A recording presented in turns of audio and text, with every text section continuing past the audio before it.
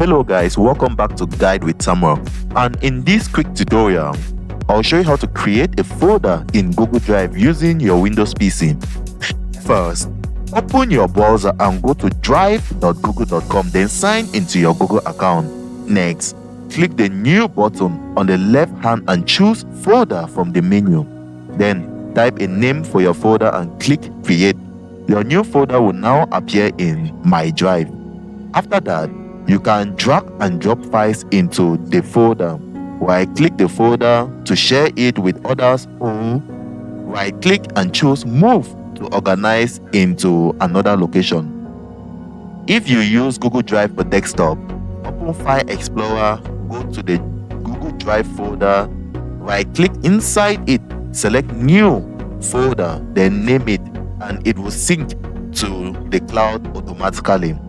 And that's it guys, a simple way to keep your drive organized. If this helped, don't forget to like and subscribe to Guide with Samuel for more quick tutorials. Thanks for watching.